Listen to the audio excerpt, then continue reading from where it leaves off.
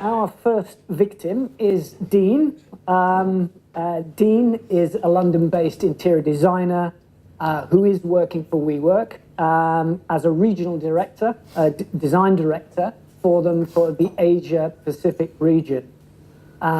He was responsible for launching the London market back in 2014 for WeWork.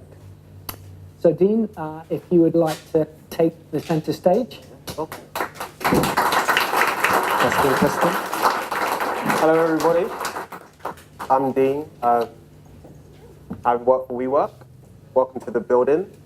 This was the 5th location in the expansion in London. When I started the expansion back in 2013, it was August.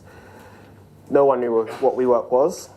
And I would say, oh yeah, I'm opening a co-working space in South Bank. And everybody said, what's that? And I bet now most people I speak to, and I'm sure you all as well, know multiple locations across the city and have heard of WeWork and understand what's happening and see all the competitors who are doing similar things and the whole co-working shift. It seems to be very much a hot topic. And it's quite fascinating to come from 2 years ago where no one knew anything to now everybody's talking about it. And a big part of the culture at the company is community, is about coming together, is about being a group and all of you sharing the same idea and moving forward together. That is a big part of what we do. We love to collaborate, we love to work hard, and at the same time we love to party. And I'm sure some of you have been to the events. It's all kind of sometimes gets a little ruckus, but that's the whole point. So my presentation, I'm going to talk a little bit about the industrial age and how it's dead. So this image, is, I thought it was really cool because I love the lady, the third lady back, she just seems really happy. But it was about the idea that this kind of symbolizes the last 80 years of the industrial kind of revolution in this country and across the world. And this is Henry Ford. This is them making the assembly line for the Model T. It kind of symbolizes the fact that it was all about the race to the bottom. Everybody wanted to get cheaper, mass production, and now we have robots doing a lot of it as well. And this idea that what happens when the robots get to a point where we don't need any of the humans. And so the challenge for us is how do we kind of innovate? How do we use the technology to move forward? So as I was saying, the race to the bottom, everybody wants to get cheaper, everybody wants to get faster, and everybody wants to do it in bulk. But no one really cares about that anymore. We live in a different generation, we live in a different world. I like to call it the Instagram and Snapchat era. And people don't really care about these old traditions.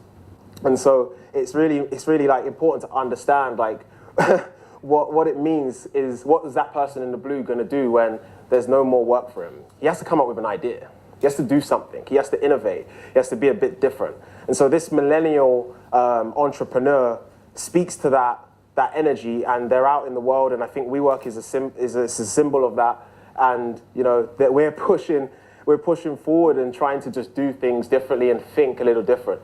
And this image is about waking up on the wrong side and kind of realizing that you're still stuck in a rut. And so how do we move forward? And so I've been exploring some of that, and you know, it's a very short presentation. There's a lot more depth to it. You know, being bored at work. You know, so there's all these boring jobs, and the bottom line is you don't have to do them. Someone else can, and so that's the way. So you know, so how do we kind of innovate and kind of go out into the world and, as we like to say, create our life's work? Because we ended up, you know, we've been pushing with technology to get smaller, to get more smarter. We're all on our iPhones. The kids are on the iPhones. And, you know, we're going to end up with the robots and the sentinels taking over and walking the land. That's my dystopian view. But so we just got to be careful. And then, you know, for me, how do you come out of that? That's the shift. And this is a symbol of that kind of previous age to me. I love music. The vinyl record store. It's funny enough, it's actually on a little bit of resurgence, but you know, the record industry is the biggest example of this. What happened when no one was buying records anymore? Everybody was like me, was just stealing it off the internet.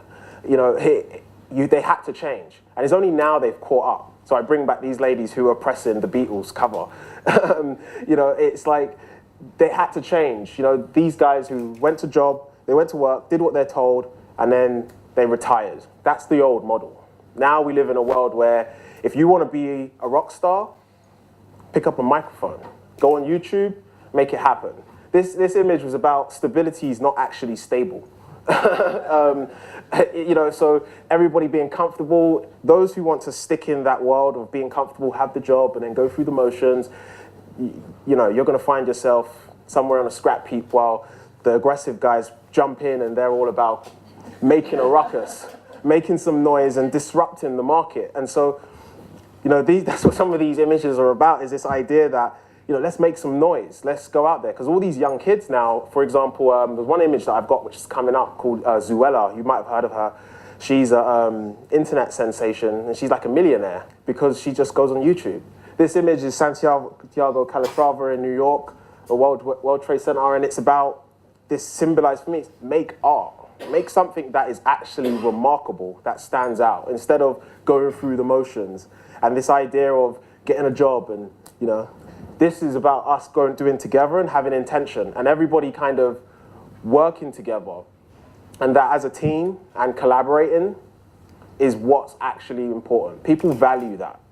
No one really values this idea of the assembly line anymore. It's about being together. Hence why these spaces are so popular. I mentioned Zuela and how if you don't have to wait for anybody to kind of sign you up anymore.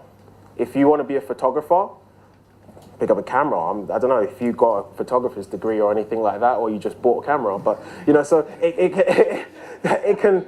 This is the world we live in, and you know, this image I owe the credit to Seth Godin here. If some of you know his work, he talks about a lot of this that I'm talking about, so I should acknowledge that. And this image of the purple cow, and again about being remarkable, standing out is okay. It's okay, and now we live in a world where that is valued.